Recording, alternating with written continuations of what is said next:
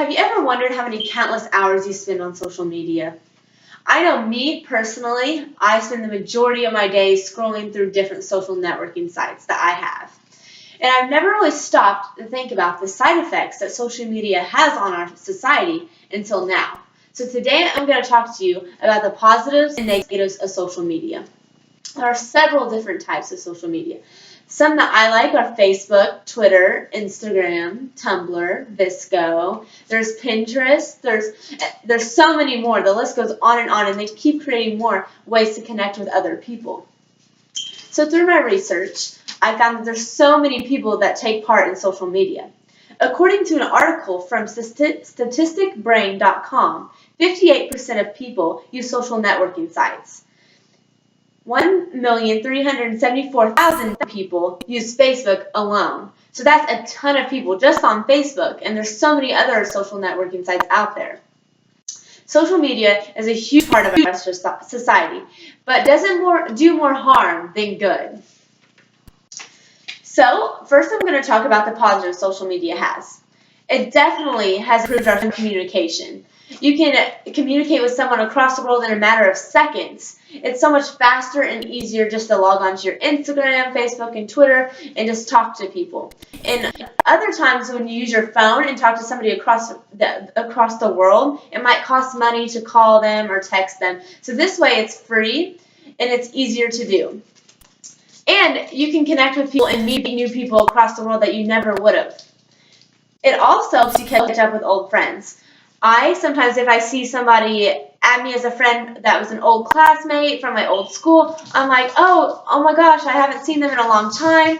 So I search their name, I look on their page, I get to catch up with them, see how they're doing. Also, it helps with pictures. Pictures are a great advantage. When I'm on Facebook, or Instagram or Twitter, I can scroll through there and see what my friends are doing. And like my best friend, she goes to Purdue. I don't really get to keep in touch. And just through Facebook and Instagram, I can see how she's doing and what's going on with her life. And I know my dad and my grandma, and I know grandparents, they love Facebook because that they get to see their grandkids, they get to see what I'm doing, and they love commenting on people's stuff. They enjoy that part of their day. It also can help with businesses with promoting.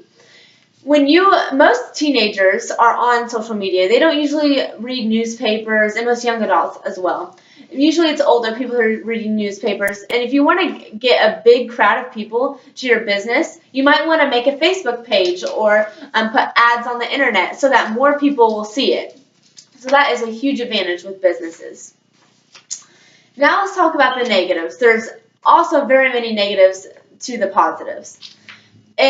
Social media has definitely made kids less active.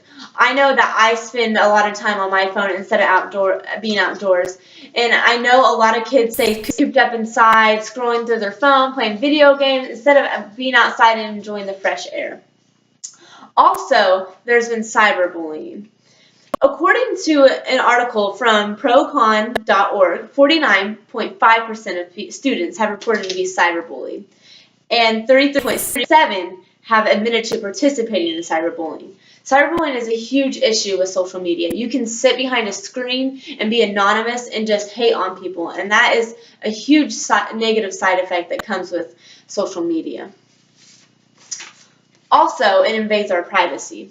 It's asking our birthday, our age, sometimes it asks our location, where we're at, but some people argue that you only have to tell how much you are willing to. So some people put out there stuff that other people might not want to, so you just have to be careful how you use it. Also, social media can be hurtful when applying to a college or a job. Some colleges and jobs look at your social media sites to see what you've been up to. And a lot of times, if you've put profanity on there, inappropriate pictures, or bashing your boss, it can really hurt you when trying to find a job or applying for a college. So you have to be careful what you put out there. It also can affect our social skills. I know it's a lot easier to talk on behind a screen on social media or through texting than face-to-face. It really has cut down on face-to-face interactions. I know I talk more on texting instead of calling someone or being like, hey, I want to meet up. It's usually just easier for me to send a text. So it's definitely affected my social skills. And I'm more shy than an extrovert, so I definitely like to text and not be face to face with people. So I think it would be almost better if I took away that for a while and tried to have more face to face interactions. So you must be careful when using social media. So in closing, social media can be a great tool for our society, but we must know how to use it correctly.